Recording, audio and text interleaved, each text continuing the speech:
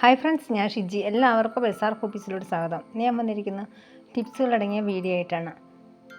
ദോശത്തവയിൽ എങ്ങനെ ഈസി ആയിട്ട് പൂരി തയ്യാറാക്കി എടുക്കാം എന്നുള്ള ടിപ്പും ഉൾപ്പെടുത്തിയിട്ടുണ്ട്. അതുകൊണ്ട് വീഡിയോ എല്ലാവരും സ്കിപ്പ് ചെയ്യണമാണേ. നമുക്ക് വീഡിയോയിലോട്ട് പോയാലോ. ഫസ്റ്റ് ടിപ്പ് നോക്കാം. നമ്മൾ ഡെയിലി യൂസ് ചെയ്യുന്ന ഒന്നാണ് സവോള.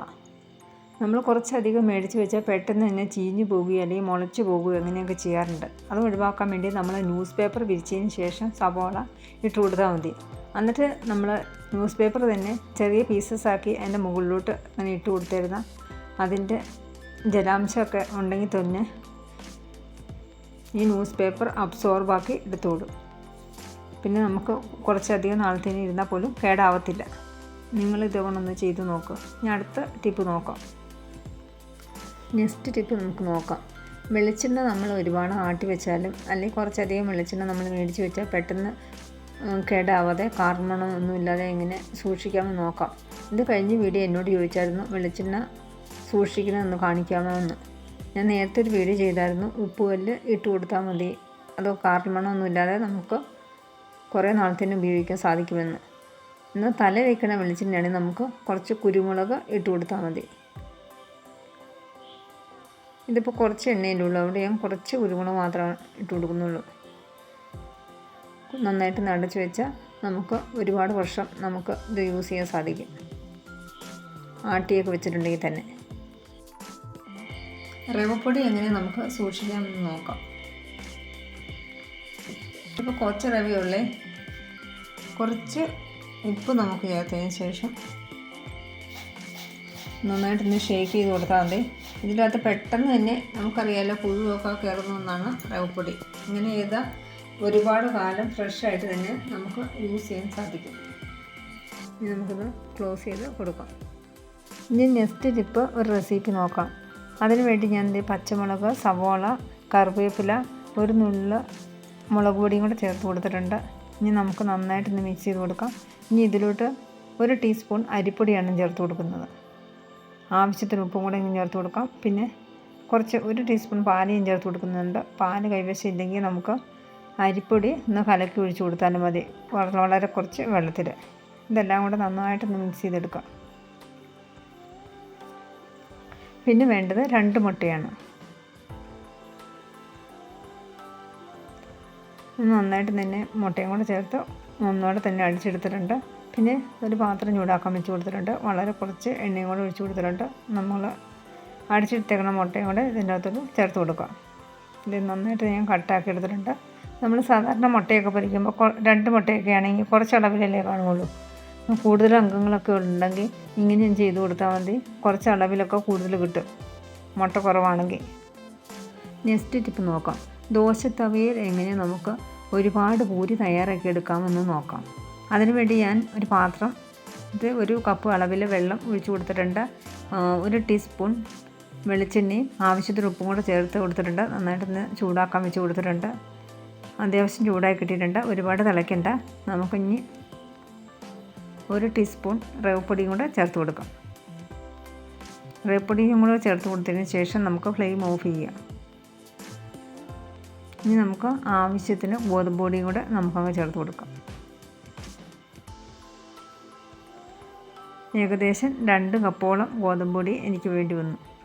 നന്നായിട്ട് തന്നെ മിക്സ് ചെയ്തെടുക്കും. ചൂടാറിയതിന് ശേഷം നന്നായിട്ട് കുഴച്ചെടുക്കാം, നല്ല സോഫ്റ്റാക്കി തന്നെ.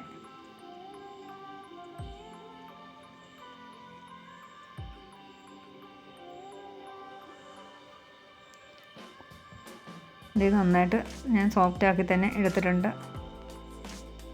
ഇനി പെട്ടെന്ന് തന്നെ നമുക്ക് റെഡിയാക്കി എടുക്കാം.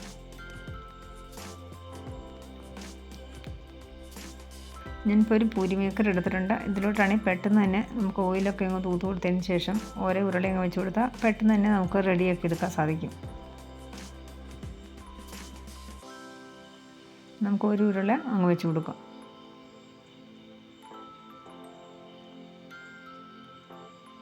പ്രസ് ചെയ്ത് കൊടുക്കാം.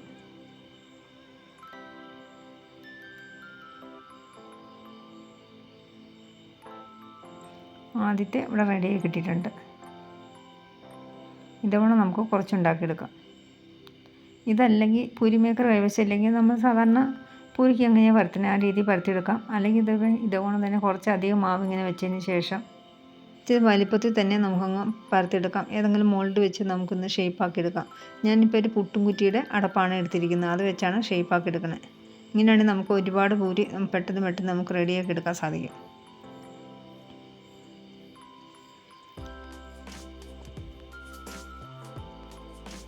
മൊത്തത്തിൽ ഇപ്പോൾ ഞാൻ റെഡിയാക്കി എടുത്തിട്ടുണ്ട്. നമുക്ക് ഒരു നോൺ സ്റ്റിക്കിൻ്റെ പാത്രം ഞാൻ ചൂടാക്കാൻ വെച്ച് കൊടുത്തിട്ടുണ്ട്.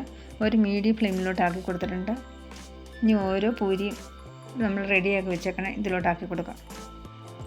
ഒരു 10 സെക്കൻഡ് നമുക്ക് തിരിച്ചും മറിച്ചും ഒക്കെ ഇട്ട് നന്നായിട്ട് തന്നെ വാട്ടിയെടുക്കാം.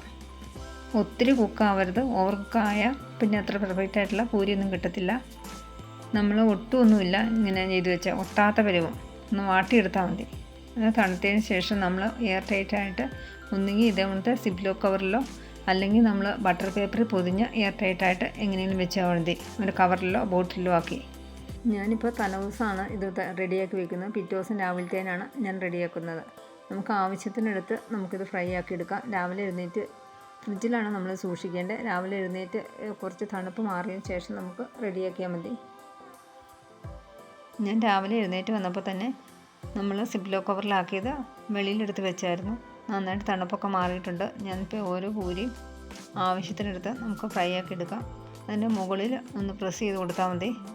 സ്പൂണോ അല്ലെങ്കിൽ ഇതേപോലത്തെ പപ്പടത്തിൻ്റെ കോലോ എന്തെങ്കിലും വെച്ച് ഇങ്ങനെ ഒന്ന് പ്രസ് ചെയ്ത് കൊടുത്താൽ നന്നായിട്ട് ബോൾ പോലെ ഇങ്ങനെ വീർത്ത് വരും. നല്ല പെർഫെക്റ്റ് ആയിട്ട് തന്നെ കിട്ടും. ജസ്റ്റ് ഒന്ന് പ്രസ് ചെയ്ത് കൊടുത്താൽ മതി. അന്നേരം തന്നെ നന്നായിട്ട് തന്നെ ബോൾ പോലെ നമ്മുടെ പൂരി കിട്ടുന്നുണ്ട്.